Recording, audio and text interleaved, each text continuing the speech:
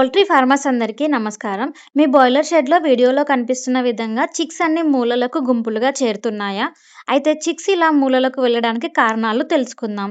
Present మీరు వీడియోలో చూస్తున్న బాయిలర్ చిక్స్‌ని మా పీపీఎఫ్ హ్యాచరీ నుండి 2200 వెంకా 435 బాయిలర్ చిక్స్‌ని ఫార్మర్ తీసుకోవడం జరిగింది. వీడియోలో గమనిస్తున్నట్లయితే కొన్ని చిక్స్ మూలలకు గుంపులుగా చేరాయి. మరి ఇలా మూలలకు గుంపులుగా చేరడానికి చాలా కారణాలు ఉంటాయి. మొదటిగా చల్లటి గాలి కావచ్చు. రెండవది బ్రూడింగ్‌లో సరైన టెంపరేచర్ లేకపోవడం కావచ్చు. మూడవది ఎక్కువ వెలుతురు లేదా శబ్దం వల్ల కూడా కావచ్చు. ఈ విధమైన కారణాల వల్ల చిక్స్ మూలలకు గుంపులుగా చేరుతాయి. మరి ఇలా చిక్స్ మూలలకు ఉండడం వల్ల ఫీడ్ ఇంటేక్ తగ్గుతుంది, వాటర్ ఇంటేక్ తగ్గుతుంది మరియు గ్రోత్ కూడా స్లో అవుతుంది. గుంపులుగా ఉండడం వల్ల కొన్ని చిక్స్ ఒకదానిపై ఒకటి ఎక్కి సఫకేషన్ వల్ల చనిపోయే ప్రమాదం కూడా ఉంటుంది. అందుకే రోజుకు కనీసం 4, 5 సార్లు చిక్స్ మూవ్‌మెంట్‌ని అవి ఎలా స్ప్రెడ్ అవుతున్నాయో అని గమనిస్తూ ఉండాలి.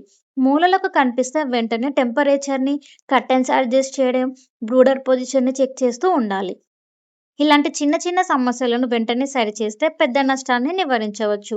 గుర్తుంచుకోండి, చిక్స్ మూలలకు వెళ్తున్నాయి అంటే అవి అలవాటుగా ఫీల్ అవ్వకండి. అవి వాటికి అన్‌కంఫర్టబుల్‌గా ఉన్నాయని అర్థం చేసుకోవాలి. ఈ ఇన్ఫర్మేషన్ గనుక మీకు యూజ్‌ఫుల్ అనిపిస్తే ఒక చిన్న లైక్ ఇవ్వండి.